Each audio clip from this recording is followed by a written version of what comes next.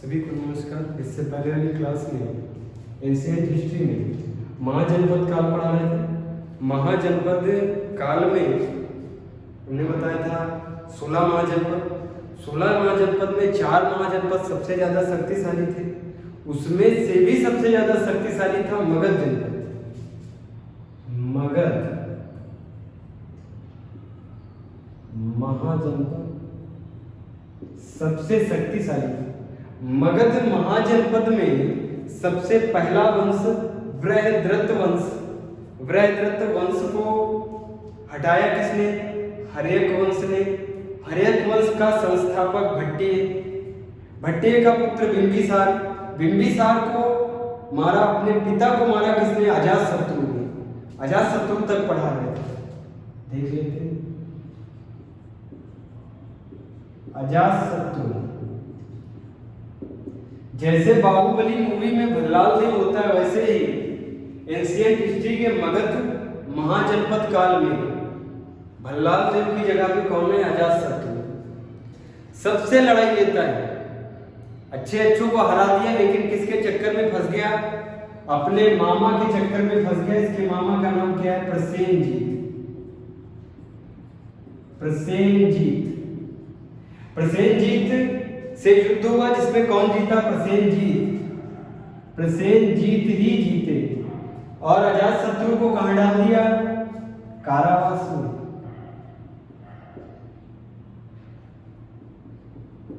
इसी कारावास के चारों तरफ चक्कर कौन लगा रही थी? प्रसेनजीत की लड़की, प्रसेनजीत की पुत्री, जिसका नाम था वाजिरा। वाजिरा ने अजातशत्रु को देखा, अजातशत्रु ने वाजिरा को देखा और दोनों में क्या हो गया? प्रेम हो गया। वाजिरा ने कहा, पिताजी हम शादी करेंगे किससे? अजातशत्रु से ही शादी करेंगे, जो आपके बंदीगृह में बंद है, उसी से शादी करेंगे। मजबूरन प्रसेनजीत को अजातशत्रु को बुलाना पड़ा, रिहा करना पड़ा और किससे शादी करा दी? वाजिरा से। और दहेज में क्या दे दिया? फिर से दे दिया काशी। यही काशी दहेज में मिला था किसे? इनके पिताजी बिंबिसार को मिला था। अब किसको मिल गया? अजातशत्रु को मिल गया। अब ये वहां से रिहा हो गया। अब कोई बड़े युद्ध इसने नहीं किए। ये प्रसेनजीत से हार के बाद कोई बड़ा युद्ध नहीं करता है। फिर ये गंगा और सोन नदी के किनारे, गंगा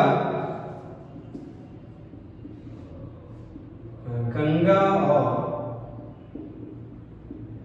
सोन नदी के किनारे एक दुर्ग का निर्माण करवाता है। एक दुर्ग का निर्माण करवाता है अजातशत्रु। गंगा और सोन नदी के किनारे एक दुर्ग का निर्माण कराता है अजातशत्रु। इसी दुर्ग पे राजधानी बनाता है कौन? इसका बेटा उदयन। एक दुर्ग बनाता है, जिस दुर्ग का नाम, ये कहां पे दुर्ग बना है? पाटलिपुत्र में, पटना के पाटलिपुत्र में।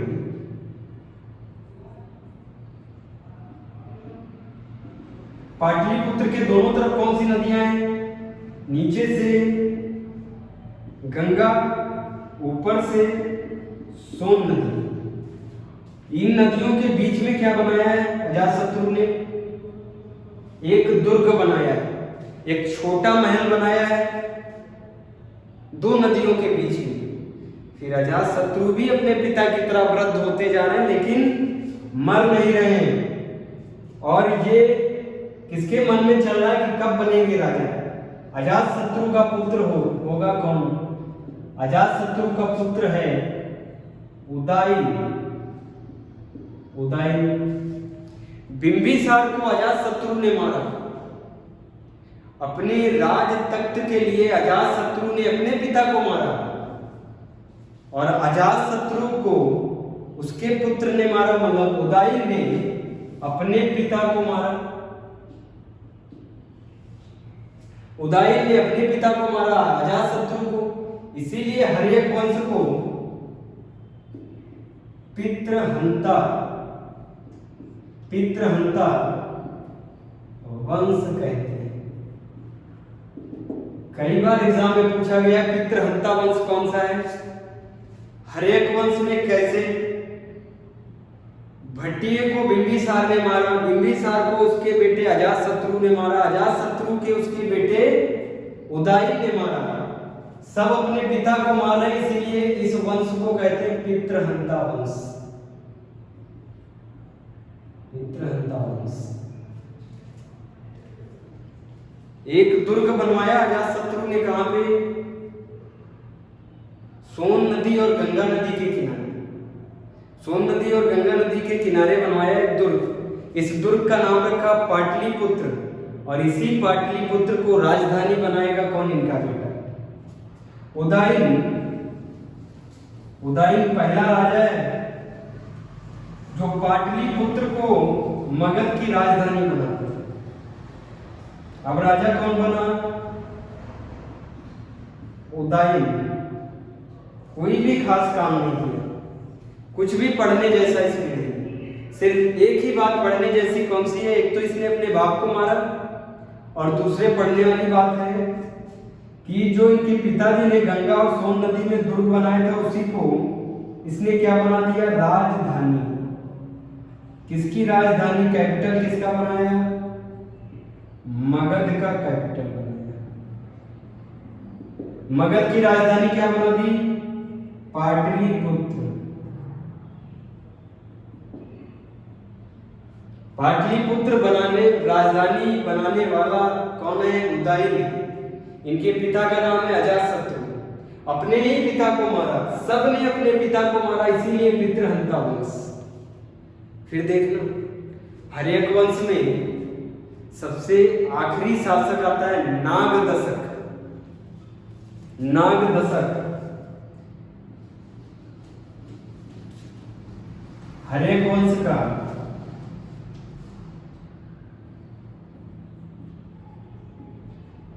हर्यक वंश का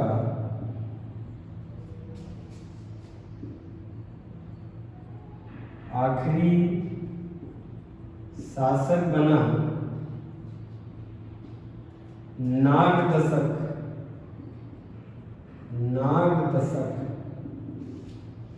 नागदशक का एक राज्यपाल है जो बनारस का राज्यपाल है, इसके अंडर में काम करता है, नागदशक के अंडर में काम करता है। लेकिन नागदशक इतना कमजोर शासक है, अयोग्य शासक है। इसकी कमजोरी का फायदा उठा के इसी का राज्यपाल, इसी का बनारस का राज्यपाल, ये कहां का राज्यपाल है? बनारस का राज्यपाल, बनारस का गवर्नर नागदशक किसको मार देगा?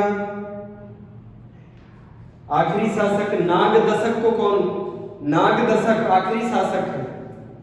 राज्यपाल है शिशुनाग। राज्यपाल, बनारस का राज्यपाल बना है कौन? शिशुनाग। शिशुनाग ये नागदशक का राज्यपाल है, इसी के अंडर में काम करता है। नागदशक हर्यक वंश का है, अजातशत्रु के वंश का है, बिंबिसार के वंश का कौन है? नागदशक।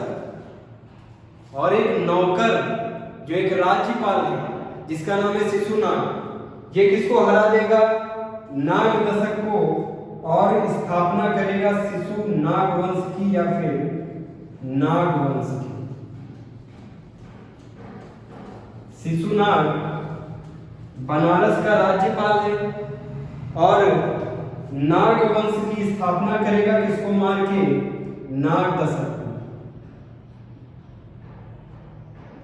नागदशक को मार के शिशुनाग नागवंश की स्थापना करते, स्थापना करता है कौन? शिशुनाग।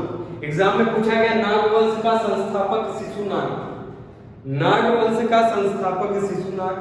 उदयन के समय पे मगध की राजधानी पाटलिपुत्र थी, लेकिन शिशुनाग इस राजधानी को बदल देगा।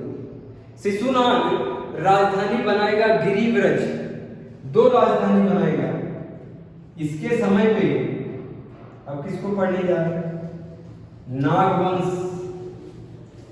सबसे पहले पढ़ा बृहद्रथ वंश, हर्यक वंश, अब तीसरा वंश नागवंश।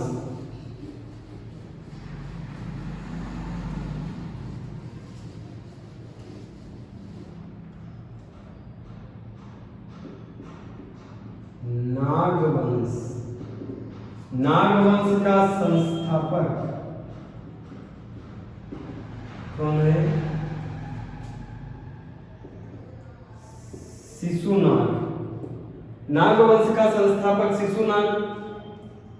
पाटलिपुत्र राजधानी किसने बनाई थी? उदयन ने, लेकिन ये मगध की 2 राजधानी बनाएगा। ये मगध की 2 राजधानी बनाएगा, 2 राजधानी। एक तो ये बनाएगा गिरिव्रज, गिरिव्रज, और दूसरी राजधानी बनाएगा, एक तो बनाता है गिरिव्रज, दूसरी राजधानी बनाएगा वैशाली।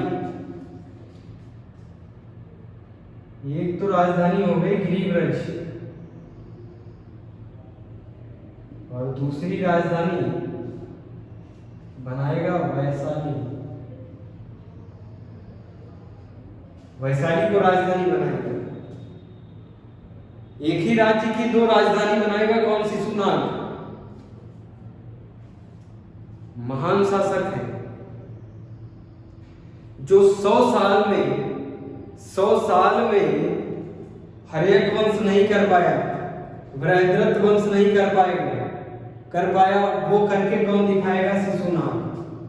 जिस उज्जैन से कोई नहीं जीता, जिस उज्जैन से कोई नहीं जीता, उसको हराएगा कौन? शिशुनाग। शिशुनाग 100 वर्ष से चल रहा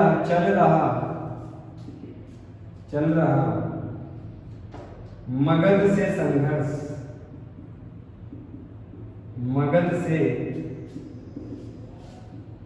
संघर्ष को समाप्त करेगा। सॉरी, 100 साल से चल रहा मगध और उज्जैन से चल रहा 100 साल का संघर्ष समाप्त करेगा शिशुनाग। किसको परास्त करेगा?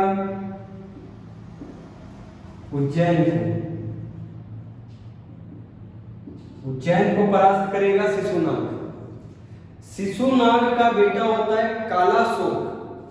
इतना काला होता है जैसे डामर रोड होती, इतना काला होता है कालाशोक, इसीलिए उसका नाम भी पड़ा है कालाशोक। शिशुनाग का पुत्र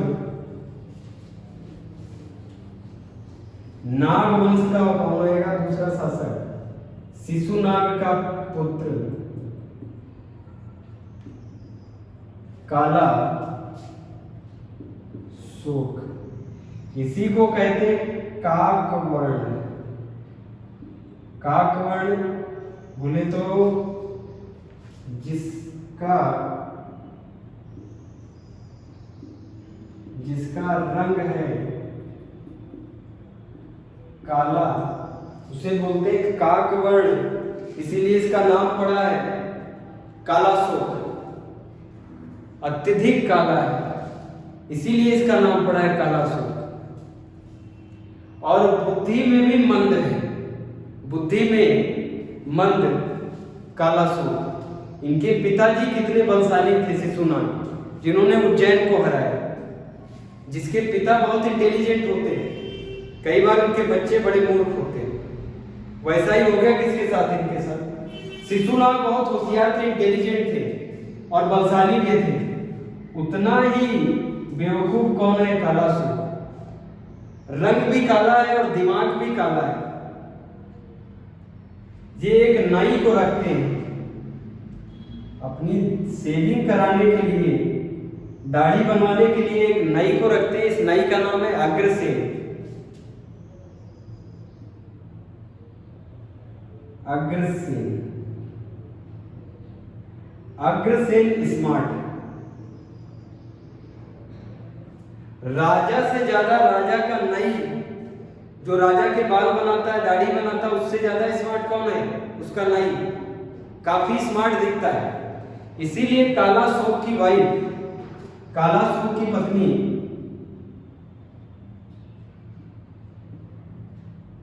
ये तो राजा था काला शोक, इसीलिए उसकी शादी तो हो गई, राजा था, लेकिन उसकी पत्नी उसे पसंद नहीं करती। उसकी पत्नी उसे नहीं पसंद करती है। ये किसको पसंद करती है? उसके नाई को, जिसका नाम है अग्रसेन। काला शोक का नाई कौन है? जो दाढ़ी बनाता है, उसके बाल वाल काटता है, उसका नाम है अग्रसेन। ये काफी इंटेलिजेंट है और स्मार्ट भी। स्मार्ट के साथ साथ बुद्धिमान, इंटेलिजेंट। और काला शोक बेवकूफ है।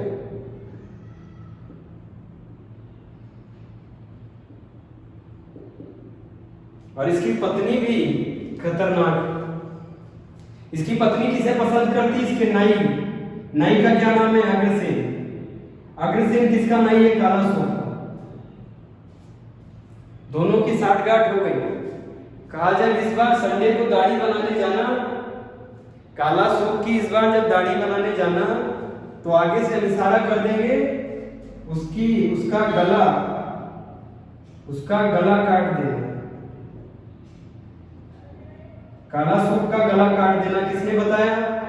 उसी की पत्नी। पत्नी का क्या नाम है? इतिहास में अज्ञात, इतिहास में अज्ञात है।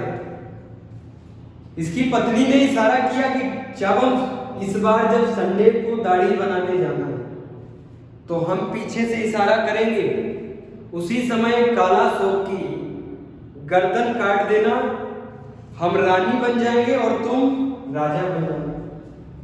अग्रसेन को यह बात पसंद आई। अग्रसेन के पास खोने को क्या है? कुछ नहीं है। एक नाई है। ये नाई सिर्फ राजा के बाल काटता, दाढ़ी बनाता। पर्सनल नाई कौन है? अग्रसेन। अग्रसेन को कौन पसंद करता है? काला शोक की पत्नी जो रानी है मगध की, वो नाई को पसंद करती है। क्योंकि नाई कैसा है? स्मार्ट और इंटेलिजेंट। और काला शोक तो काला है, उसकी पत्नी उसे पसंद भी नहीं करती, दूसरा बेवकूफ है। ये किसको पसंद करती? अग्रसेन को पसंद करती। अग्रसेन बहुत दिमागी है। अग्रसेन से उसकी पत्नी ने कहा, राजा की पत्नी ने कहा कि अगले संडे को जब उसकी दाढ़ी बनाने जाना, तो हम इशारा करेंगे, उसकी गर्दन काट देना। और ऐसा ही किसने किया? अग्रसेन ने किया और काला शोक को टपका दिया। लेकिन उनके बच्चे देख रहे थे। काला शोक के 10 पुत्र थे, 10 पुत्र ही पुत्र थे। और ये देख रहे थे हमारे पिता की गर्दन किसने काटी है और किसने कटवाई है। इनके 10 बच्चों ने देख लिया कि हमारे पिताजी की गर्दन किसने काटी है और हमारी माता ने ही कटवाई है। फिर इन 10 बच्चों को भी मारेगा कौन? अग्रसेन। किसके कहने पे? काला शोक की पत्नी के कहने पे 10 बच्चों को भी मार देगा। 10 बच्चे किसके? राजा के, काला शोक के। जब 10 बच्चों को मार देगा, तो फिर काला शोक की पत्नी को भी मार देगा। कहेगा जब तुम अपने पति की नहीं हुई, जब तुम अपने पति की नहीं हुई तो मेरी क्या होगी। काला शोक की पत्नी को भी मार देगा। और इसका नाम क्या है? अग्रसेन। अग्रसेन कोई राजा नहीं है, कोई बड़ा आदमी नहीं है, लेकिन इसने बड़े पद को प्राप्त कर लिया, मगध के तख्त को प्राप्त कर लिया, इसीलिए इसने उपाधि ली किसकी? महापद्मानंदा की, महापद्मानंद। यही अग्रसेन क्या बना? महापद्मानंद अपना नाम बस रखा। अग्रसेन इसका नाम था जब ये नहीं था, लेकिन जब ये राजा बना तो इसने अपना नाम क्या रखा? महापद्मानंदा। और अपने वंश को बताया नंद वंश, और स्थापना की मगध में नंद वंश की। राजा बनने के लिए क्या क्या किया? पहले तो ये नहीं था, दाढ़ी बनाता था कालासुर की, कालासुर की वाइफ को फंसाया, कालासुर की वाइफ को फंसाया। उसके बाद उसकी वाइफ ने इसका साथ दिया, कालासुर की पत्नी ने इसका साथ दिया और अपने ही पति को मरवाया और अपने 10 बच्चों को मरवाया, और खुद भी अग्रसेन के हाथों मारी गई। और तख्त पे कौन बैठा? अग्रसेन। अग्रसेन ने अपना नाम बदल के क्या नाम रखा? महापद्मानंद, और अपने वंश को बताया नंद वंश। अब ये महापद्मानंदा बहुत बड़ी आर्मी बनाएगा, बहुत बड़ी स्टैंडिंग आर्मी, घुड़सवार, बहुत बड़ी सेना बनाएगा अपने राज्य में, ताकि कोई जीत ना सके। और कई सारी उपाधियां लेता है। देखो ना, पहले तो अपना नाम चेंज किया, अग्रसेन से नाम क्या रखा? महापद्मानंद, और अपने वंश को बताया नंद वंश। पहले हमने पढ़ा हरेक, बृहद्रथ वंश, हरेक वंश, नाग वंश, अब कौन सा आ गया? नंद वंश। नंद वंश, नंद वंश का संस्थापक पूछा जाता है। संस्थापक, नंद वंश का संस्थापक एग्जाम में अग्रसेन आता है, और महापद्मानंद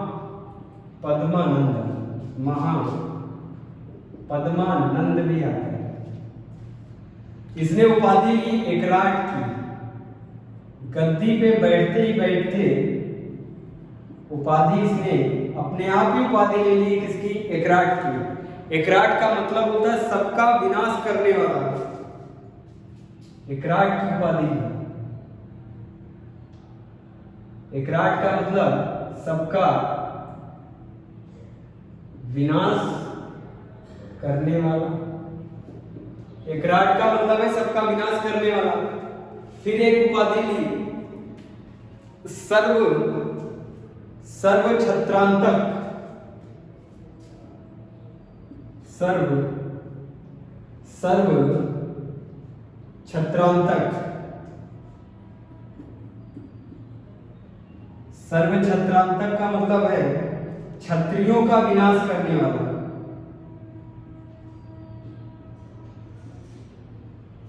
क्षत्रियों का विनाश करने वाला।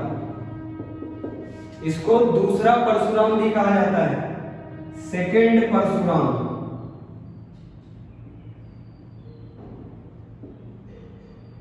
सेकंड परशुराम भी किसको कहा जाता है? क्षत्रियों का विनाश करने वाला किसे कहा जाता है?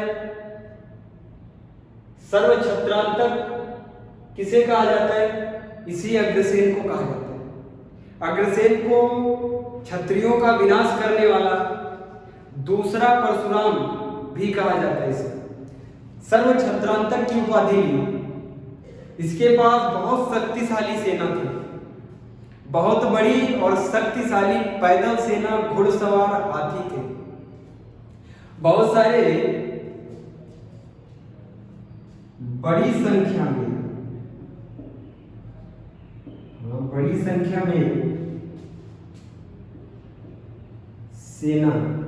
सेना में घुड़सवार भी थे,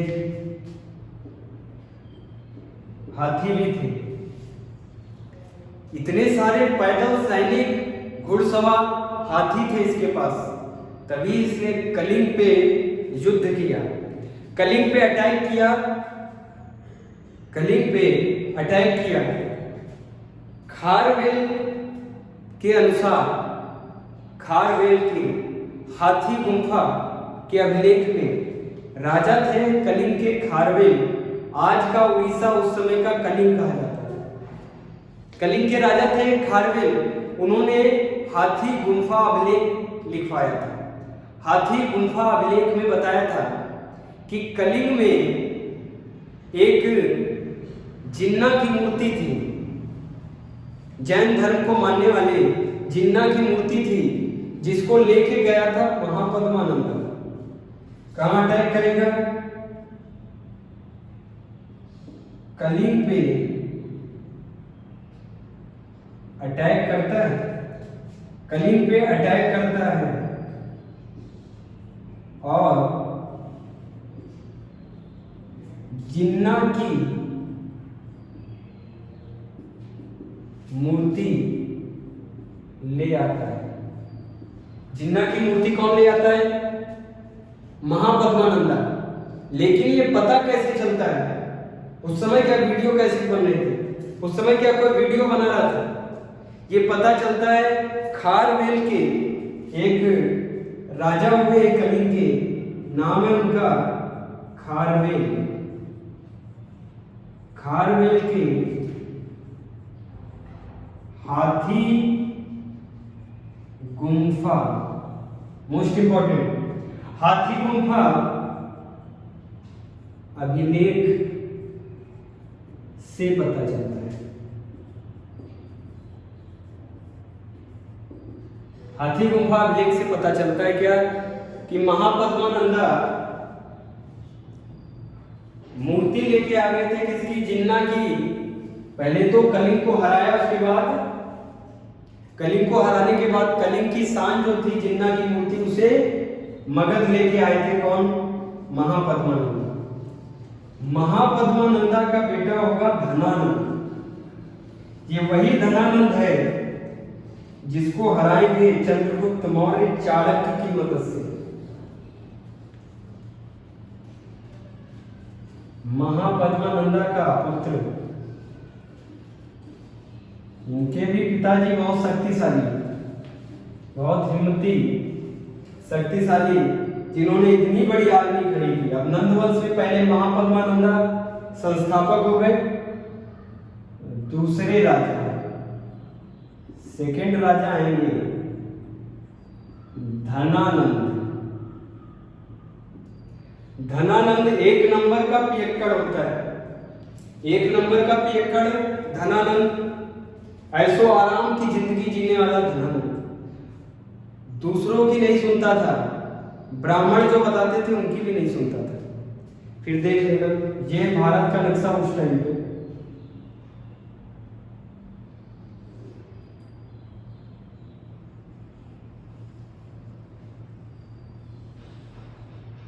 कुछ ऐसा होगा भारत का नक्शा उस टाइम पे। इधर से आ रहा था सिकंदर,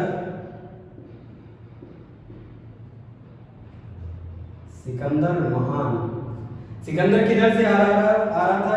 ईरान, इराक, तुरान को हराते हुए किधर आ रहा था? भारत की तरफ। और ये पता चला किसको? चाणक्य को। ये पता चला चाणक्य को। और चाणक्य किसके पास गए? धनानंद के पास ये बात बताने गए कि आप तो दारू में मग्न है, पीने में मग्न है, और वहां पे सिकंदर पूरे विश्व को हराते हुए भी भारत की तरफ आ रहा है अटैक करने। ये बात किसने नहीं मानी? धनानंद ने नहीं मानी। उन्होंने कहा कि तुमसे क्या मतलब है? अरे ब्राह्मण, तुमसे क्या मतलब है? हम हारे या जीते, वो बिल्कुल सम्मान नहीं करते थे किसका? चाणक्य का। बहुत बेइज्जती कर देते चाणक्य की। चाणक्य कौन होता है? उस टाइम के ब्राह्मण थे और तक्षशिला यूनिवर्सिटी के प्रिंसिपल थे। उस समय तक्षशिला यूनिवर्सिटी के प्रिंसिपल कौन था? चाणक्य। और चाणक्य ये बात बताने आते हैं कि इसको धनानंद को धनानंद नहीं मानता। बहुत बेइज्जती किसकी करता है? चाणक्य की। जिस समय धनानंद राज्य कर रहा था, देखो धनानंद से पहले महापद्मानंदा थे इनके पिताजी, वो भी काफी अत्याचार करते, वो भी अत्याचारी थे, उन्होंने भी काफी अत्याचार किया। लेकिन अत्याचार की सीमा किसने तोड़ दी? धनानंद ने। अत्याचार पीक पे पहुंच गया किसके समय पे? धनानंद के समय पे। इसीलिए अत्याचार पे एक किताब लिखी गई।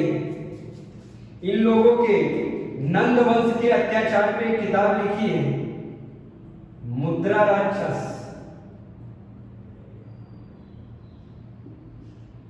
अत्याचार पे एक किताब लिखी गई है मुद्रा राक्षस, जो लिखी है किसने? विशाख दत्त ने। कई बार एग्जाम में पूछा जाता है।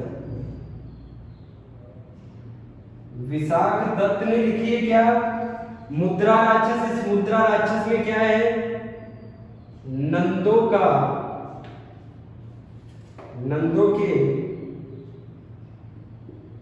के अत्याचार का वर्णन है। इसमें नंदों के अत्याचार का वर्णन है। ये ऐसी एक किताब है अपने भारतवर्ष में, एक ऐसी किताब है जो अत्याचार पे लिखी गई है। ये प्रथम ऐसी किताब है जो किसी के अत्याचार पे पूरी किताब लिखी है। कौन अत्याचार कर रहा है? नंदवंश। नंदवंश में कौन? पहले महापद्मानंदा, दूसरी बार धनानंद। किसने लिखी है? विशाख दत्त ने लिखी है। उनके समय पे नहीं लिखी, गुप्त वंश के, जब गुप्तों का शासन चल रहा था, गुप्त वंश के टाइम पे कौन सी किताब लिखी गई? मुद्रा राक्षस। किसने लिखी? विशाख दत्त ने। इस मुद्रा राक्षस में क्या लिखा हुआ? धनानंद, नंद वंश के द्वारा अत्याचार पूर्ण रूप से लिखा हुआ। फिर वापस आते, देखना यहाँ से सिकंदर आ रहा है, ईरान, इराक, तुरान को हराते हुए सिकंदर आ रहा है। ये बात चाणक्य किससे कहने जाते हैं? धनानंद से कहने जाते, लेकिन धनानंद नहीं मानता है। वो चाणक्य की बेइज्जती करता है, भरपूर बेइज्जती करता है। किसकी? चाणक्य की। चाणक्य को बुरा लगता है, चाणक्य को बुरा लगता है, और वो कहते हैं जब तक तुम्हारे वंश का विनाश नहीं कर देंगे तब तक हम अपनी शाखाएं नहीं बांधेंगे, अपने बाल तब तक नहीं बांधेंगे।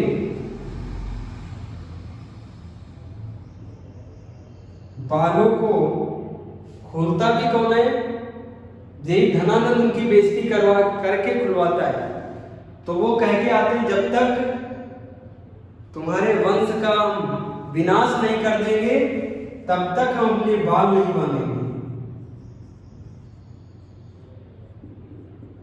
जैसे ही धनानंद के महल के बाहर निकलते वैसे ही इनको एक लड़का दिखता है जो वो बच्चा होता है, बच्चों पे शासन करता है।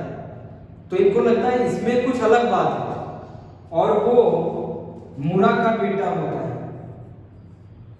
मुरा का बेटा होता है। और ये मुरा कौन होती है? ये धनानंद के महल में रहती है। और ये धनानंद के महल में रहती है। और ये जो बच्चा है इसका नाम है चंद्रगुप्त मौर्य। इस बच्चे का नाम है, मुरा के बेटे का नाम है चंद्रगुप्त मौर्य। इससे धनानंद पूछते तुमको राजा बनना है? कहते हैं हाँ हमको राजा बनना है। तो कहते हैं राजा बनने से पहले तुमको योग्य बनाना पड़ेगा, तुमको हमारे साथ चलना पड़ेगा। कहाँ? तक्षशिला चलना पड़ेगा। तक्षशिला क्या? उस टाइम की यूनिवर्सिटी है। वहां पे कौन लेके जाता है? ये चाणक्य लेके जाते हैं चंद्रगुप्त मौर्य को। नाजायज औलाद किसकी है चंद्रगुप्त मौर्य? धनानंद की। इनकी माता का नाम क्या है? मुरा। मुरा के बेटे का नाम क्या है? चंद्रगुप्त मौर्य। चंद्रगुप्त मौर्य को लेके कौन जा रहा है? चाणक्य कहाँ लेके जाता? तक्षशिला में। तक्षशिला में क्या करवाता है कि एजुकेशन और ट्रेनिंग करवाता है किसकी? चंद्रगुप्त मौर्य की। कल के क्लास में पढ़ेंगे मौर्य वंश। मौर्य वंश का संस्थापक चंद्रगुप्त मौर्य, जिसको ट्रेंड कौन करेगा? चाणक्य। किसके लिए ट्रेंड करेगा? नंद वंश का विनाश करने के लिए ट्रेंड करेगा। नेक्स्ट क्लास में मौर्य वंश से ही पढ़ेंगे। अभी तक यहाँ तक पढ़ा दिए, नोट डाउन करो।